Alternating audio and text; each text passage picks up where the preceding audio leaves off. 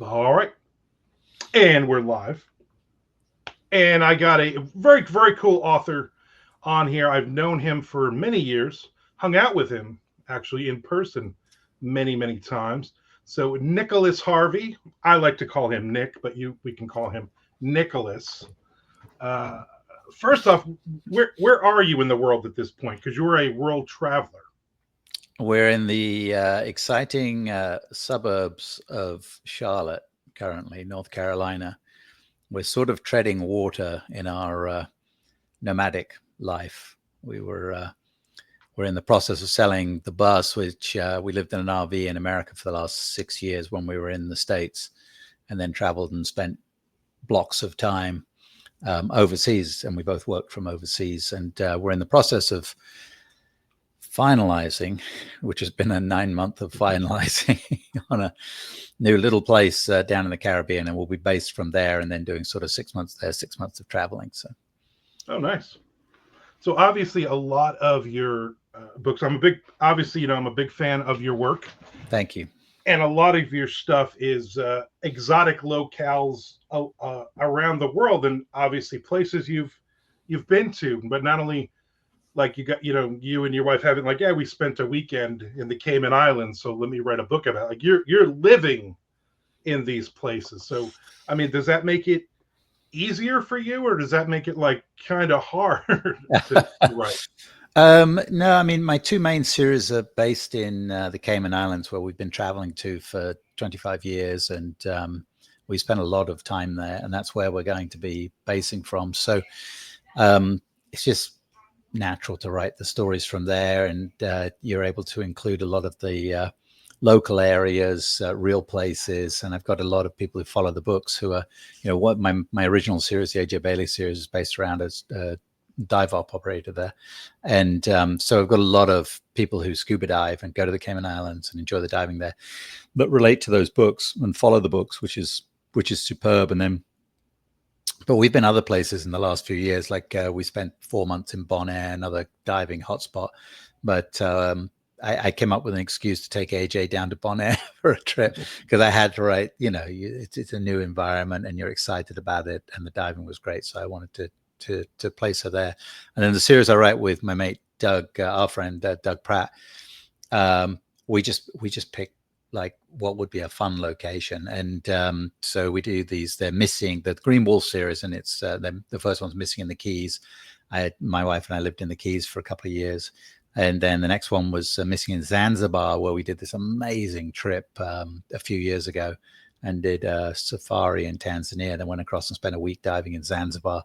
So we did that one. And then Doug and I both spent some time in Hawaii. So we did the most recent one in Hawaii. But it's fun to really drop your reader into those locations and give them a real sense of what it's like being there. And one thing we learn nomadically, it's very different. When you go on holiday somewhere for a week, you save up a bunch of money, you go to this lovely place, and you do everything because that's what you were there. There's no work worries. You've shut that off for a week, 10 days, whatever it is, and you've saved up some money, so you go out and eat everywhere. You do all the trips and visit the places and do all the stuff. Well, when you work nomadically, you can't do that because you'd run out of, unless you're a millionaire, you're going to run out of money very quickly. So we stay there for longer. We found that 3 months was just an ideal time to spend in a location. It takes about 6 weeks to really kind of feel like you're settled in and know where everything is, the lay of the land, where, the places you like to go, the markets and all that kind of thing. And then 6 weeks, you really kind of enjoy it and get a feel for it. Right. And you're not just going to the touristy places. You're not just, let's Yeah. go to all the restaurants that all the tourists eat at. Let's go to all the places. Let's do the dives that the tourists come in and do. You get to know the locals, which is great. And that bleeds into your writing, which is great too, because reading your books, I'm there.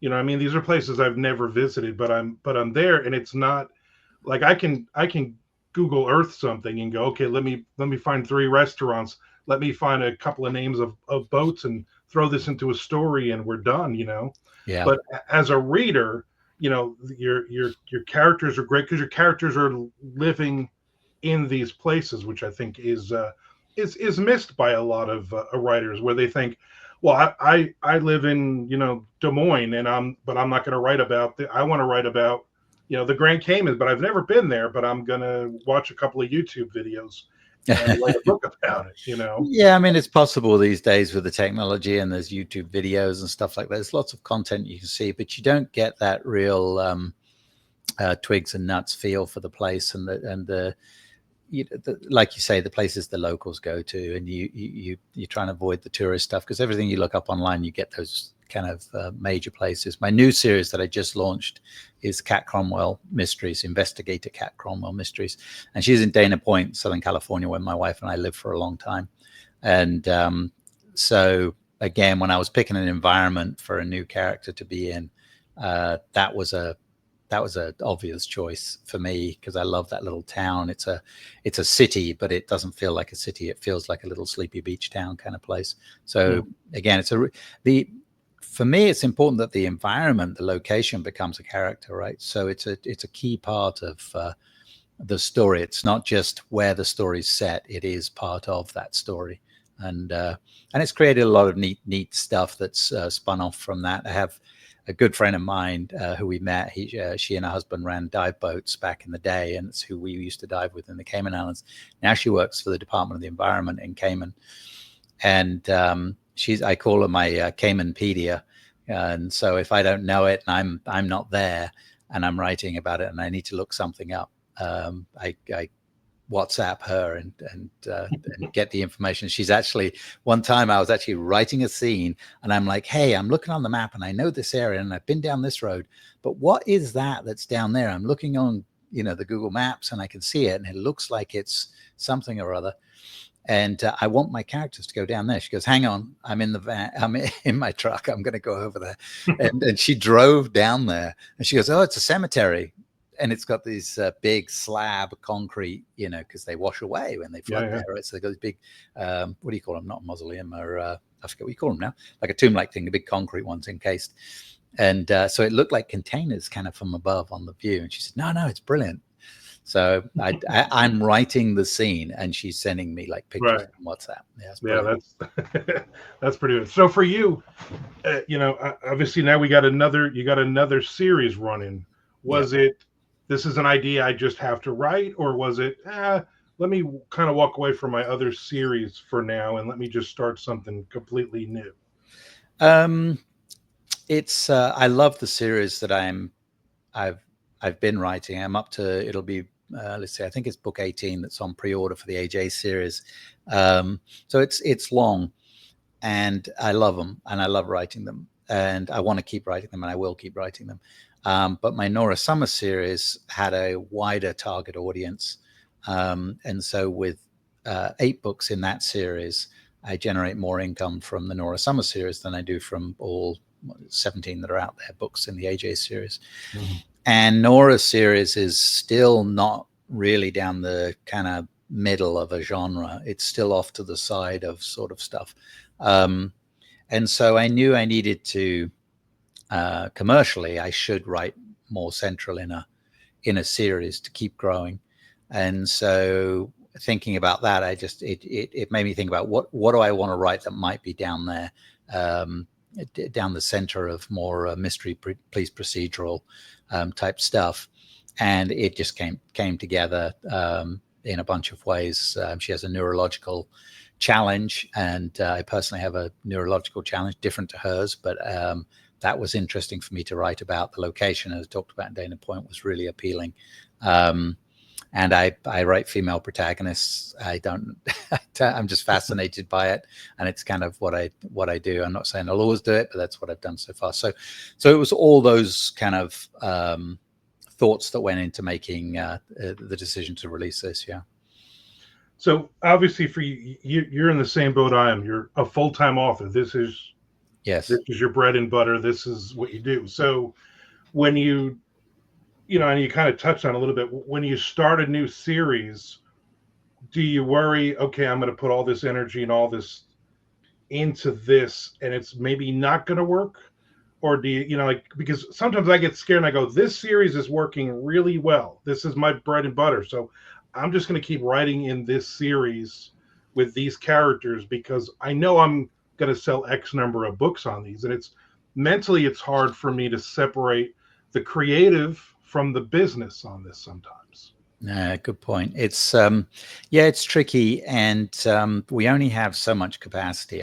I know how many words I can put down. I know what I can produce, and making a business decision based on putting more words on paper than I can get down in a period of time is not going to work, right? You kind of got to know what your limitations are. So Right. I'm putting out generally 5 to 6 books a year. So 5 full writes on my own and normally a co-write. That's about the capacity. And generally speaking, in my main series, I'm doing them in 3-month blocks. So it takes me, so I can do 4 a year. And then normally I squeeze another one in between the gaps while one's being edited and going through that final phase. I can kind of write something in between there if I jam it in.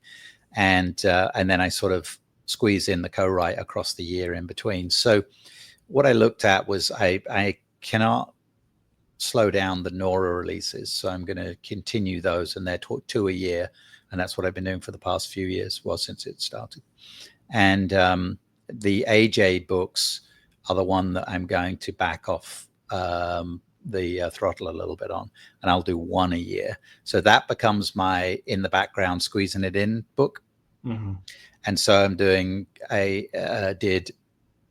rapid releasing the 3 Kat Cromwell. So one released in June, the next one comes out next week in July, and then in August another one. So the idea was that we try and kickstart that series, because generally speaking, it used to be get 3 books out there in a series and that'll get it flying, right? Now it's more like 5 or 6, it seems, to really get it launched. But if you can rapid release, that accelerates that process. Although I've timed it right when Amazon decide to really screw around with their ranking algorithms, that has thrown a grenade in the door on how effective that rapid release will be. But we'll see. Next week the second one comes out, and then by the end of August I'll know where I'm at with the whole thing and whether I've derailed us. So far it's been it's going okay. Yeah, we're on track. Right. And that's part of the business of this, is because things change so much. You know, we had a period where, okay, I'm gonna put out 3 books, and I'm going to put out a box set of those 3 books, and then we'll put out the next 3 books, and you could look and you go, okay, this is how much money I'm going to make on these and everything, and then suddenly it all just falls apart. Suddenly Amazon changes their algorithm. Suddenly readers don't want to read, they don't want to read a series until you're at the end of the series, kind of thing. And so it's frustrating as a creative person. So are you actively looking at those things? Are you actually, like you just said, like, I'm going to rapid release these 3 and see what happens? And if it doesn't work, do you kind of put that, for the next series that you read, do you kind of put that on the back burner and go, we're not going to worry about rapid release now?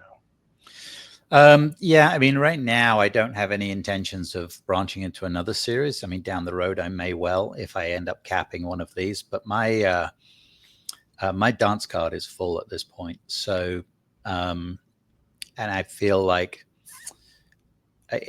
essentially, so if it doesn't go great with the 3 Kat Cromwells, which I feel it's going to be okay, but if it doesn't, I can go back to doing an extra AJ book a year and doing 1 Kat Cromwell book a year, and then slow burn it and move it up.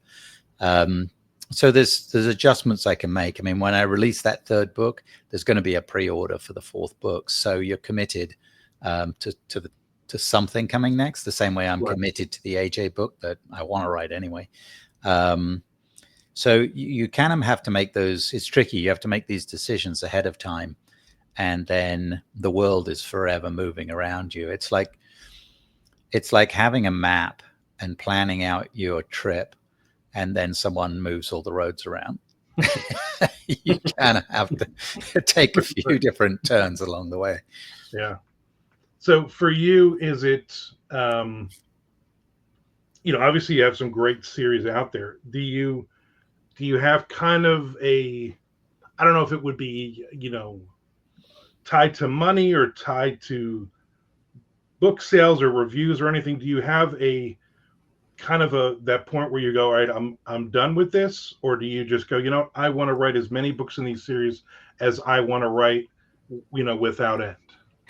Yeah, it's tricky. I haven't got to that point, to be honest with you. I haven't reached it in a financial manner or a kind of running out of steam in a serious manner. Um, what what helps with that, my long series, my AJ Bailey series, are mostly dual timeline, and they're mystery adventures, less than more so than thrillers. They're not really thrillers; they're mystery adventures, and but I do a lot of dual timeline. So I pick a period of time in the past that I'm going to write about, that I've, something that's gone on, an era. The last one that came out was called Cemetery Beach, and it's based around a 1969 band from England that were in America in 1969, and then they end up on a boat that's a studio boat, and they travel down to the Caribbean. That was so much fun to write about that era, right? And Yeah. and the music biz, and I've got a friend in the music biz, and I'm sending him notes like, hey, with this, with that, and what have you. I mean, the bonus for it ended up being a song. I wrote the lyrics to a song and had some people produce it. And so the bonus at the end, if you link to my newsletter, you get that bonus and you get played the music. So stuff like that, it's freaking brilliant. And it keeps that series really fresh, because I'm writing about these old friends of mine, that I have this intimate mental relationship with, AJ and Reg and these other people in this environment on the island. And then I'm writing this whole new other story.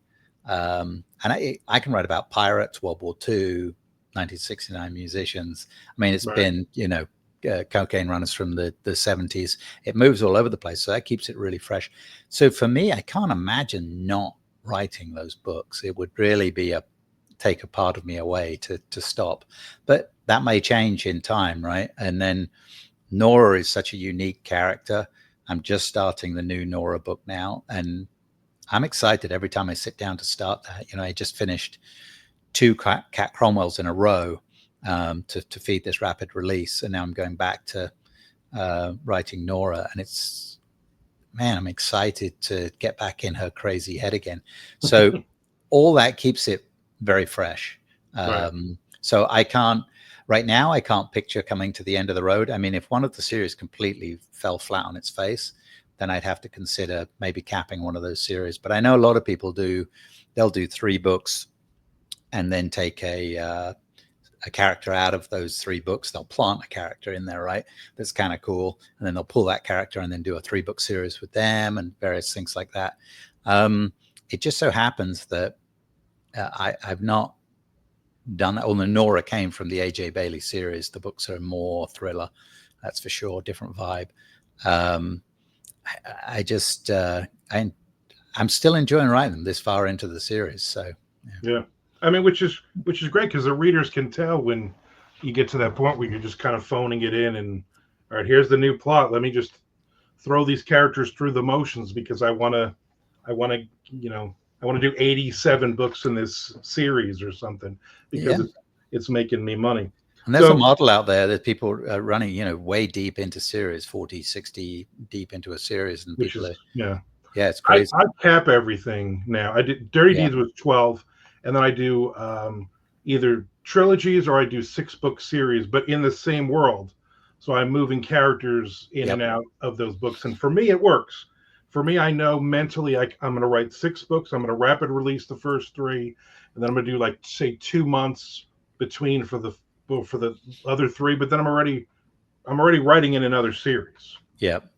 So it's all going. So tell everybody about you and Doug. Tell everybody about the podcast. You guys have been running this for a while now. Well, yeah, and thanks to you in part when we got it going. You were a huge help with your podcasting experience to help us get going, and we fumbled our way into it, that's for sure. But it's hit its stride. It's called the Two Authors Podcast. It's available on all the podcastery places, and we are now, this week actually will be the first time we're going weekly. We've been doing every 2 weeks, and we focus on interviewing authors and finding out a little bit about how they've forged their path to success. You've been on the show, of course, one of our early shows. It was great. And it's, first of all, Doug and I are like, he's my podcast wife. So we love hanging out and chatting amongst ourselves. And we've met so many people doing this. That's one of the great things about it, is we've really met some cool authors that we probably wouldn't have stumbled across if we hadn't been doing the show. Yeah. So that's been a real upside, and the networking that's come from that. And there's a lot of strengths from it. So it's, listeners or readers, I should say, enjoy listening to it if one of their favorite authors are on there. Doug and my readers, some of them follow it quite keenly. But other authors, both people who are starting off and people who have a career at it, we try and get some cool nuggets out of every guest about how they've succeeded in certain areas and accomplished certain things. And so it's really some great information comes out of it. It's a lot of fun.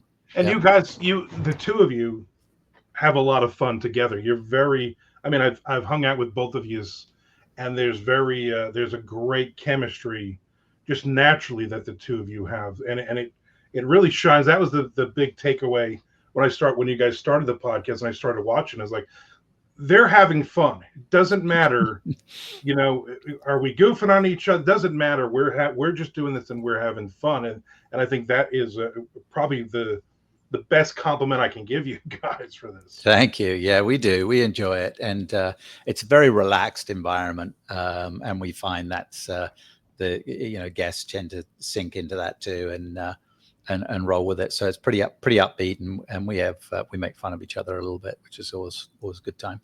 I will definitely link it in the when I put up the episode so people can find you guys. Now I got a couple last questions for you. Okay. Who are some of your influences writer-wise growing up? Like who are the writers that inspired you to do this?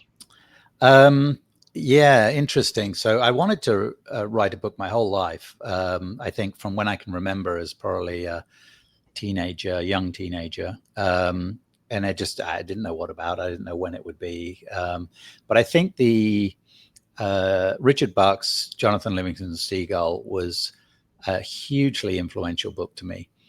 I read it multiple times. I would read it once a year when I was growing up. And another one that stands out was Arthur C. Clarke's Dolphin Island, which is a kind of TA book. But it was, it was one of those, that first book, you watch movies and what have you, but a book is more intimate. You're going to spend more time with a book than you are watching a movie. And with a book, it's your imagination. It's their words. It's your imagination. And that book to me I didn't know it, but it sowed the seeds for my love of the ocean and